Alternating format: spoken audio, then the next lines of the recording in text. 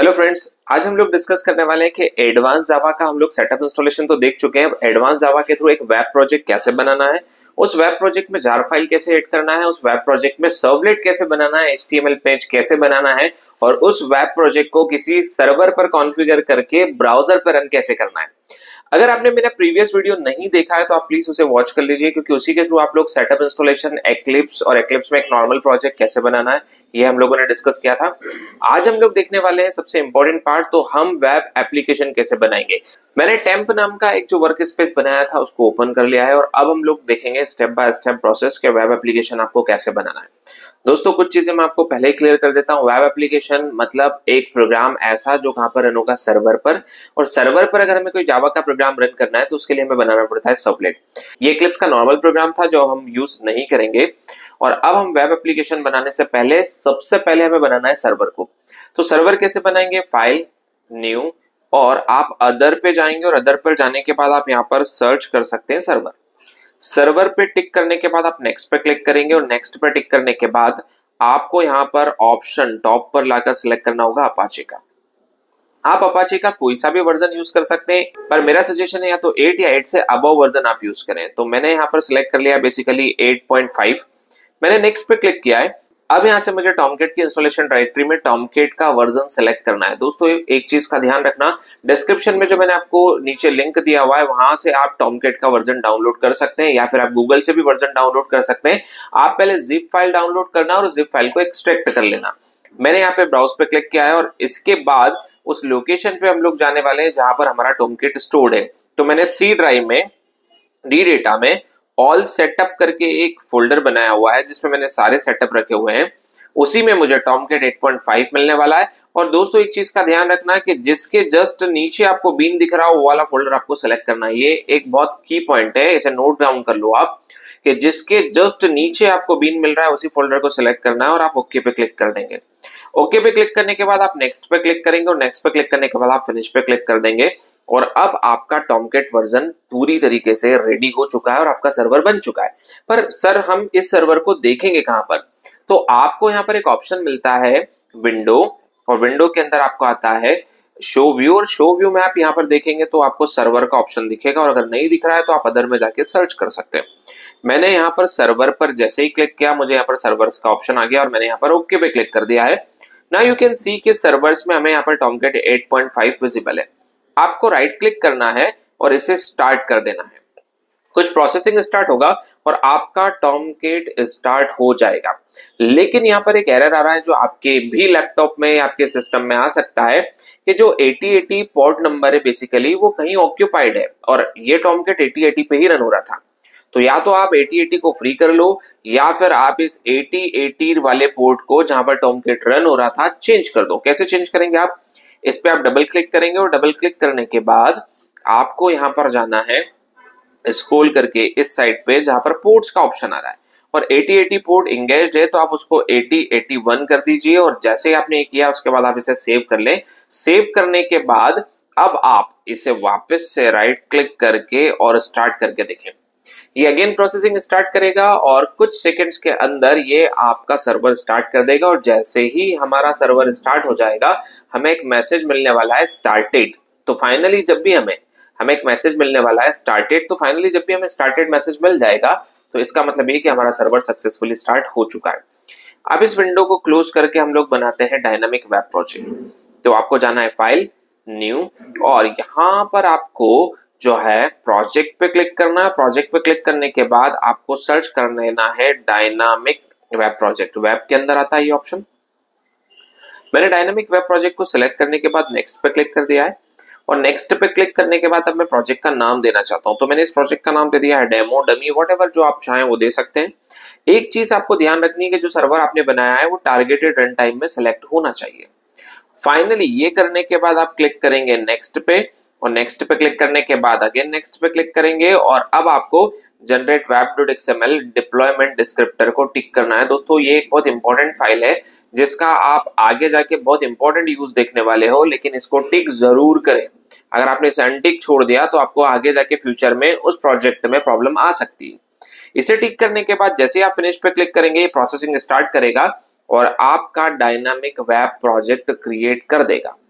अब अगर हमने कोई डायनामिक वेब प्रोजेक्ट बना लिया है तो अगला जो टास्क होता है उस डायनामिक वेब प्रोजेक्ट में हमें कोई भी जार फाइल एड करनी है। दोस्तों नॉर्मल इक्लिप्स के प्रोजेक्ट में जब हम कोई जार फाइल एड करते हैं, मैंने यस पे क्लिक कर दिया यहाँ पर, तो जब भी हम नॉर्मल इक्लिप्स प्रोजेक्ट पे जार फाइल एड करते हैं तो आपको याद रखना है कि जार फाइल सिर्फ एक ही प्लेस पे एड होता है।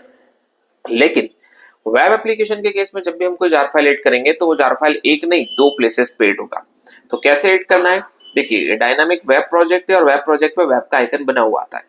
अब बात आती है यहाँ पर जार फाइल एड करने की, तो आपको प्रोजेक्ट पे राइट क्लिक करना है। राइट क्लिक करने के बाद आप जाएंगे यहाँ पर build path, configure build path, और कॉन्फ़िगर बिल्ड पाथ के बाद लाइब्रेरीज के बाद आपको ऑप्शन आ जाएगा यहाँ पर add external jars. Add external jars पे क्लिक करने के बाद जहां आपकी वो लोकेशन सेलेक्ट करनी है जहां पर आपकी जार फाइल रखी हुई है, तो मेरी एग्जीक्यूटेबल जार फाइल माइस्क्ल की इस लोकेशन पे स्टोर्ड है। मैंने इस लोकेशन को सिलेक्ट किया और सिलेक्ट करने के बाद मैंने ओपन पे क्लिक कर दिया और अप्लाई कर दिया। अब यहाँ पर देखिए आप जावा बिल्ड पाथ लिखा हुआ रहा था, थोड़ा सा आप करोगे तो वहां पर आएगा डिप्लॉयमेंट असेंबली।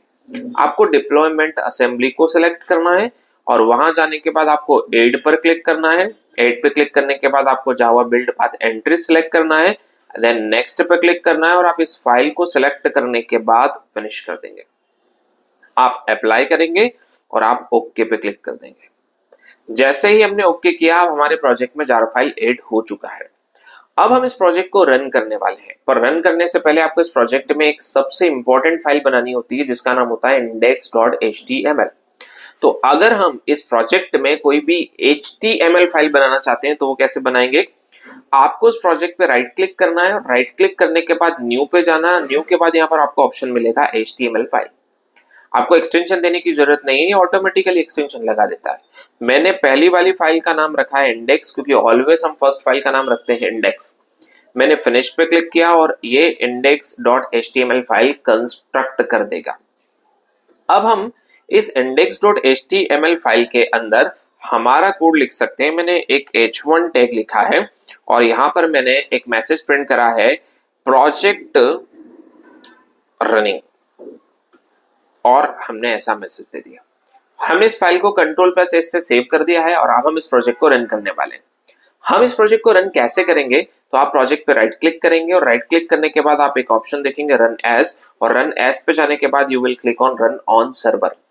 दोस्तों जैसे ही आपने रन ऑन सर्वर पे क्लिक किया है आपका प्रोजेक्ट रन होने लगेगा सर्वर पर। आपको अपना सर्वर सिलेक्ट करना है जो ऑलरेडी स्टार्टेड, उसी को सिलेक्ट करने दो और फिनिश पे क्लिक कर दो। अब आपका प्रोजेक्ट डिप्लॉय होने वाला है सर्वर पर। मैं सर्वर को रिस्टार्ट कर देता हूं और अब आप देखेंगे कि ये एक्लिप्स के इंटरनल वेब ब्राउजर पे हमें प्रोजेक्ट को रन करके दिखाएगा। तो this is the web browser जो एक्लिप्स का इंटरनल ब्राउजर है, लेकिन मैं हमेशा आपको रिकमेंडेशन देता हूं कि आप अपने किसी वेब ब्राउजर पे से रन करें। तो बात ये आती है कि हम वेब ब्राउजर कैसे चेंज करेंगे। तो वेब ब्राउजर को चेंज करने के लिए आपको ऊपर जाना है विंडो, और यहाँ पर ऑप्शन आता है वेब ब्राउजर। बाय डिफॉल्ट जो इंटरनल वेब ब्राउजर सिलेक्टेड है, मैं क्रोम यूज करना चाहता हूं तो मैंने क्रोम को टिक कर दिया।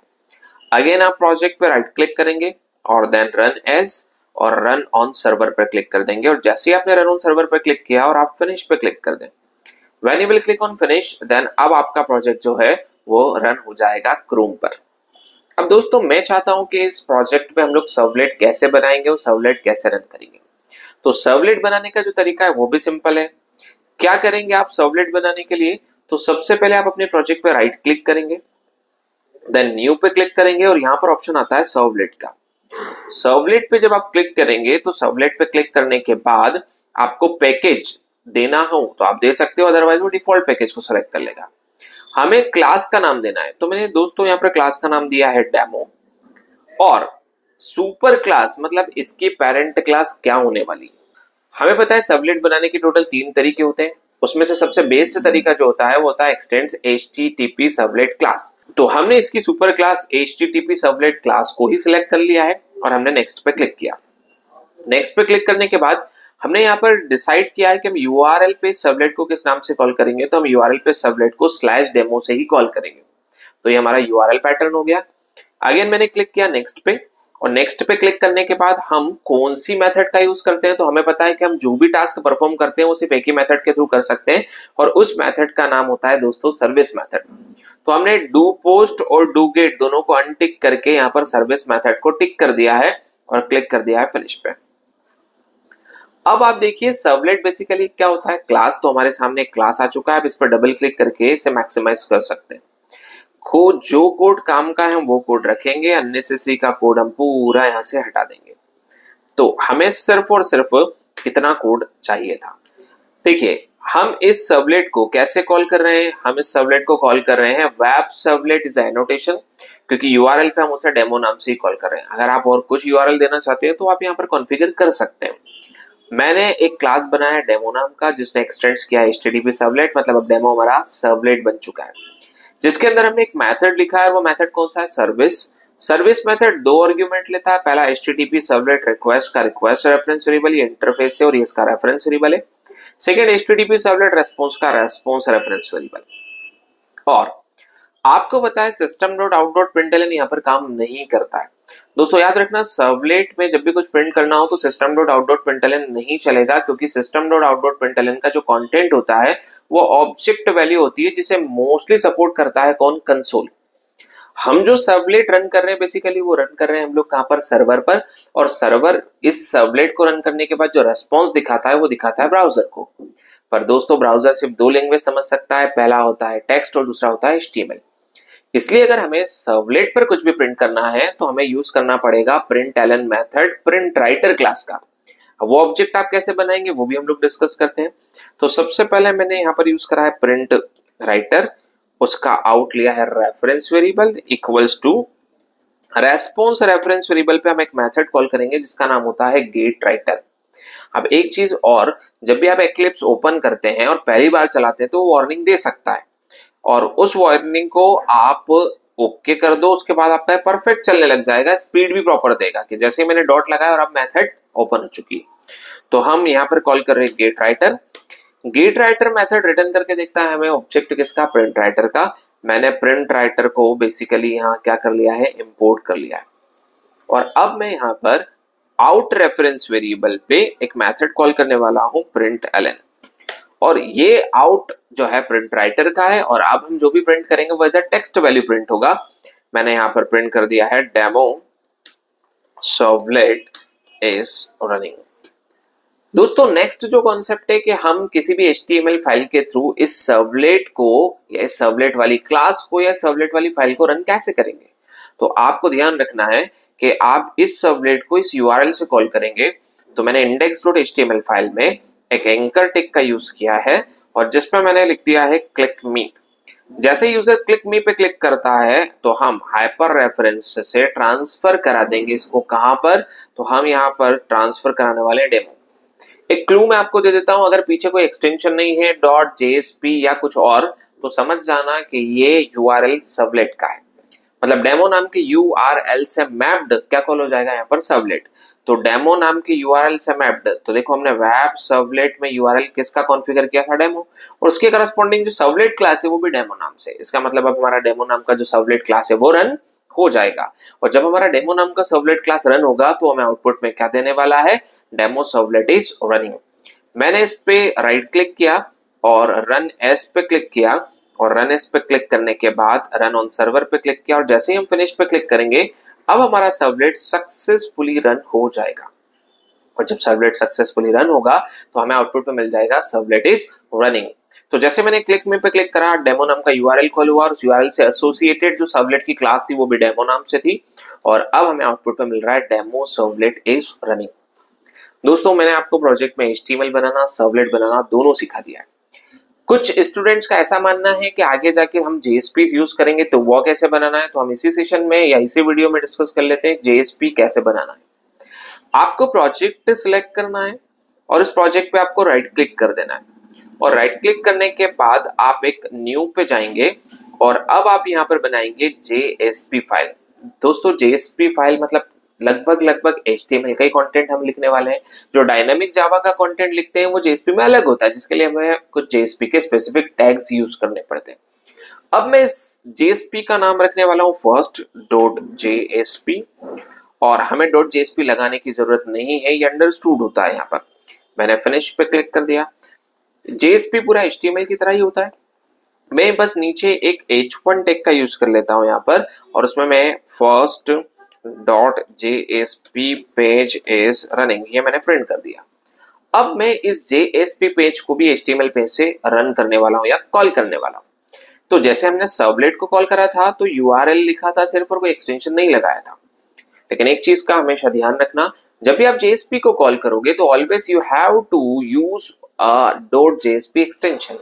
तो हम यहाँ पर एक एंकर टैग यूज कर रहे हैं और मैंने यहाँ पर गो टू JSP पेज ये दे दिया है। और जैसे ही आप इसका हाइपर रेफरेंस डिफाइन करेंगे तो मैंने यहाँ पर जिस पेज पर हम ट्रांसफर करना चाहते हैं वो है हमारा first.jsp पेज। और जैसे ही मैंने गो टू JSP पेज पे क्लिक करा है, अब आप कहाँ पर ट्रांसफर हो जाएंगे, first.jsp पेज पे। और हम इस प्रोजेक्ट को फिर से रन करते हैं और रन करने के बाद क्लिक करते हैं JSP पेज को ओपन करने के लिए। तो run as run on server, server वही है, फिनिश करो, अगर वो रिस्टार्ट के लिए बोलता है तो करो, अदरवाइज रहने दो। जैसे मैंने गो टू JSP पेज पे क्लिक करा और now guys it will print first JSP page is running. तो आज के इस वीडियो में हमने एक डायनामिक वेब प्रोजेक्ट बनाया, एक सर्वर बनाया, प्रोजेक्ट को सर्वर पे कॉन्फ़िगर किया है, जार फाइल कितने प्लेसेस पे एड करना है डायनामिक वेब प्रोजेक्ट में, 2 प्लेसेस पे। उसके बाद हमने एक HTML पेज बनाया, उसके बाद हमने वेब ब्राउजर सेलेक्ट किया और उसके बाद हमने एक सर्वलेट और JSP बना के उनका एग्जीक्यूशन देखा है वेब पर, यानी कि सर्वर साइड पर। दोस्तों इसी टाइप के इंटरेस्टिंग कंटेंट के साथ आप और मैं मिलते रहेंगे, आपका और मेरा अपना channel that is programmers college. तो दोस्तों thank you so much for watching.